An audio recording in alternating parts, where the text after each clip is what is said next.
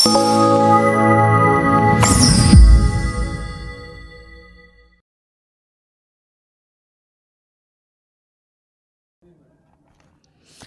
కూడా నమస్కారం అండి.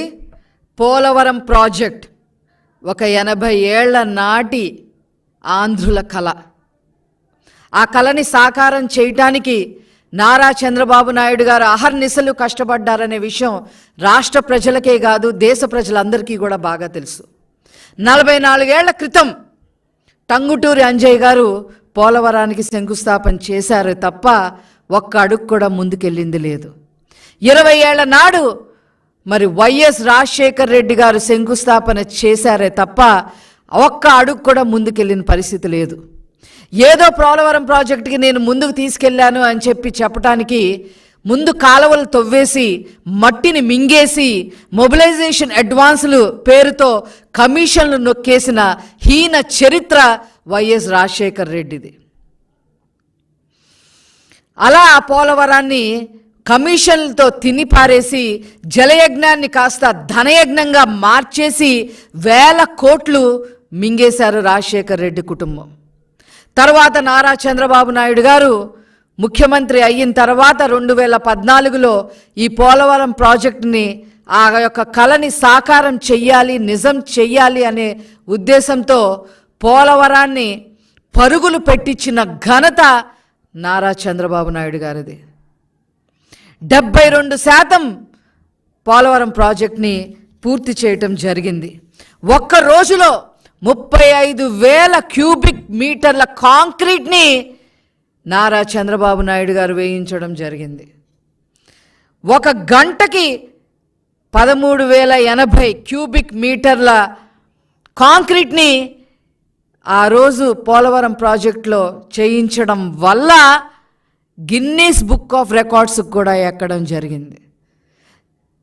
రాష్ట్ర చరిత్రలోనే కాదు, దేశ చరిత్రలోనే కాదు, ప్రపంచ చరిత్రలో కూడా ఏ నాయకుడు ఒక సాగునీటి ప్రాజెక్టు కోసం ఇంత శ్రమ పడలేదు. అలా పోలవరం ప్రాజెక్ట్ని పూర్తి చేయటం కోసం మరి అహర్నిశలు మరి కష్టపడిన ఏకైక నాయకుడు నారా చంద్రబాబు నాయుడు గారు. 72% పూర్తి చేశారు. ఆ తర్వాత వచ్చాడమ్మా ఈ రాష్ట్రాన్ని రాజపీను కన్నా హీనంగా పీకు తినటానికి ముఖ్యమంత్రి అయ్యారు.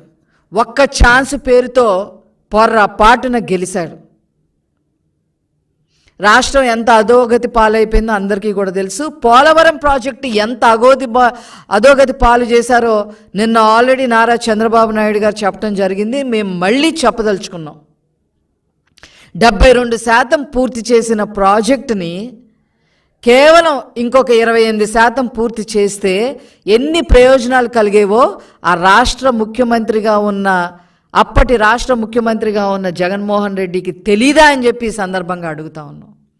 ఏ రకంగా అయితే రాజధాని నాశనం చేశాడో అదేవిధంగా రివర్స్ టెండరింగ్ పేరుతో కాలయాపనలు చేసి 20లో పూర్తి చేస్తాం, 21లో పూర్తి అయిపోతుంది, 22లో పూర్తి అయిపోతుంది, 23 పూర్తి అయిపోతుంది, ఇంకేముంది అని చెప్పి అక్కడ ఒక పనికి మాలిన మంత్రుల్ని, ఒకడు ఆ అనిల్ కుమార్ యాదవ్, ఆ తర్వాత అంబటి రాంబాబు.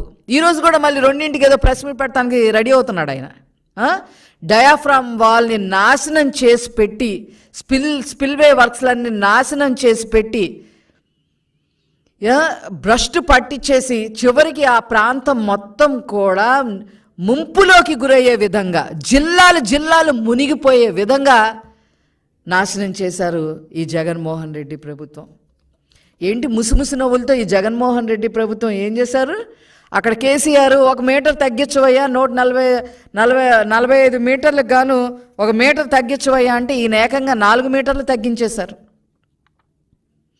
అందుకనే పోలవరంలో మీ పార్టీ మునిగిపోయింది, అక్కడ కేసీఆర్ ప్రభుత్వం కాళేశ్వరంలో మునిగిపోయిందని చెప్పక తప్పదు. ఆ పార్టీ ఇంత దారుణంగా చేసిన వీళ్ళకి మరి ఏ గతి పట్టిద్దో ప్రజలే చెప్పాల్సిన అవసరం ఉంది అని చెప్పి ఈ సందర్భంగా తెలియజేస్తా ఉన్నా. ఏంటి పోలవరం? ఇంకా కొత్తగా వచ్చిన యూత్కి కానీ కొత్తగా వచ్చిన ఓటర్స్కి కానీ తెలియాల్సిన అవసరం ఉంది అని చెప్పి ఈరోజు తెలుగుదేశం పార్టీ తరఫున మేము భావించి ఈరోజు కొన్ని విషయాలు మేము ముందుకు తీసుకొస్తా ఉన్నాం. ఈ పోలవరం గనక పూర్తి అయితే సాగునీటి సౌకర్యం మరి 7,20,000 ఎకరాలకి సాగునీటి సౌకర్యం కలుగుతుంది. ముఖ్యంగా విశాఖపట్నం జిల్లాలో 1,50,000 ఎకరాలకి సాగునీటి అందించే పరిస్థితి వస్తుంది.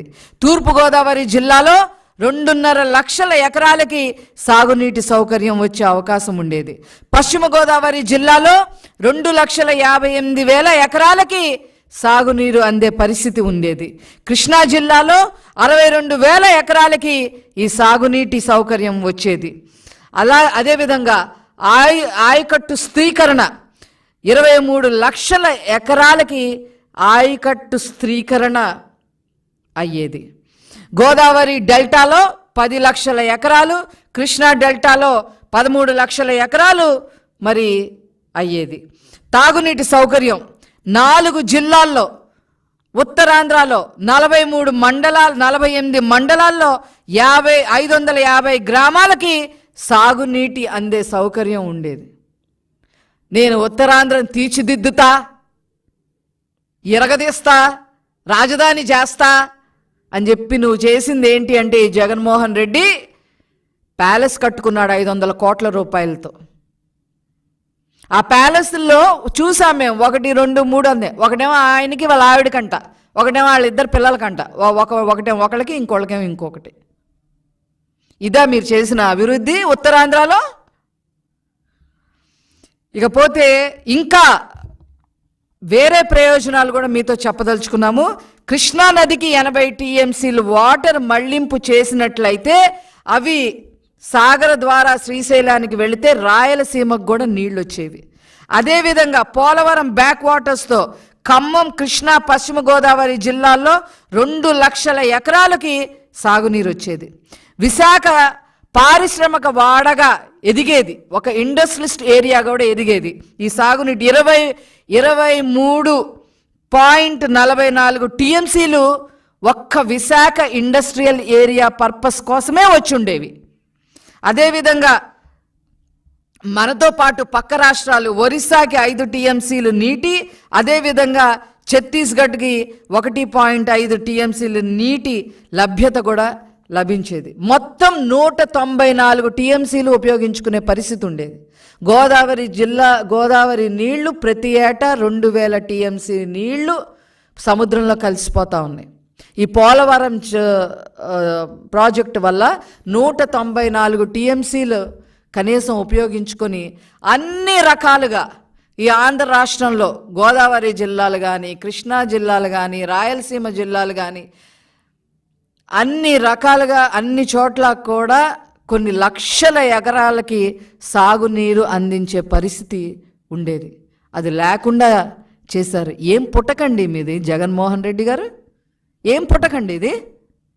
కనీసం చంద్రబాబు నాయుడు గారు 72% పూర్తి చేసిన తర్వాత వాదనలకి దిగకుండా దాన్ని ఎంతో కొంత ముందుకు తీసుకొని వెళ్ళుంటే ఎంత బాగుండేది. ఇవి చేసింది కాక చేసిన దాన్ని డ్యామేజ్ చేశారు.